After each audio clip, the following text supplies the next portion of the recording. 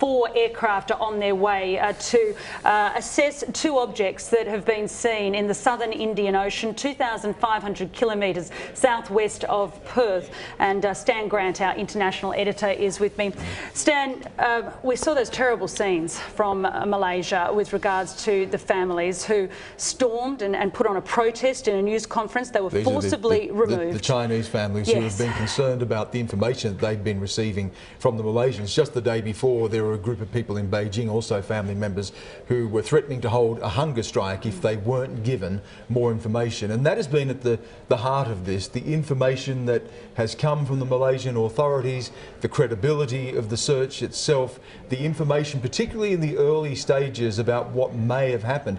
And what we've seen over the past 13 days is a trickle. As more details have come out, more information has come to light, the story has gathered pace and has changed. It's taken various twists and turns. And Selena, remember only a few days ago we were talking about the potential for terrorism. There were the stolen passports, the 2 Iranian men who had boarded that plane with the stolen passports. Then there was talk of a hijacking, then investigation into the pilots themselves, and now this sighting of significant objects, 2 objects, one of them 24 metres long, the best lead they have right now, and the search to try to gather that debris and try to analyse it and see if it is related to the search. But because there has been so many different theories and so much information, and of course so much heartache and trauma for the families, the investigators are treading very warily. There was a warning once again in this press conference today to not get too far ahead of ourselves right now.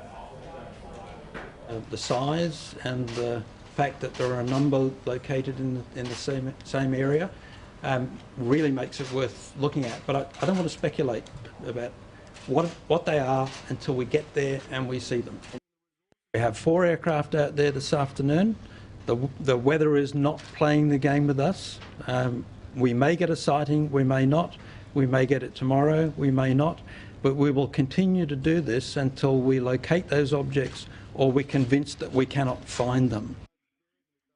This is John Young, the Emergency Response Division General Manager, and he was updating us there at that news conference, Selena, about these objects that have been found. So if you are just joining us, this is rolling coverage now of this extraordinary development. Some would think right now that at least a credible find of 2 objects that have been found in the southern Indian Ocean that may be related to this missing flight that has created so much speculation and gathered so much media attention over the past 2 weeks. Well, it certainly has been the story that has kind of vanished without a trace. And for those who are awaiting news, of course, there are many awaiting news all around the world because there were passengers from all over the world. You mentioned the large number of Chinese passengers on that. We should also remember there were 6 Australians on board MH370 as well.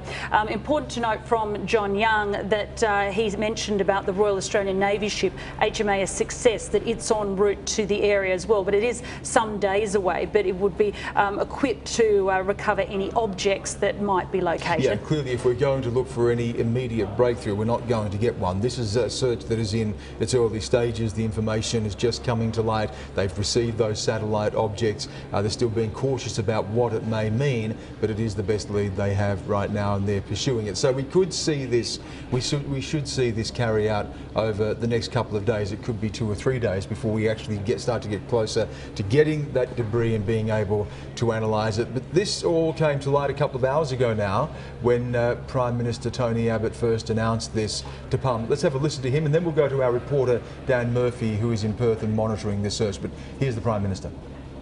I would like to inform the House that new and credible information has come to light in relation to the search for Malaysia Airlines flight MH370 in the southern Indian Ocean. The Australian Maritime Safety Authority has received information based on satellite imagery of objects possibly related to the search. Following specialist analysis of this satellite imagery, 2 possible objects related to the search have been identified.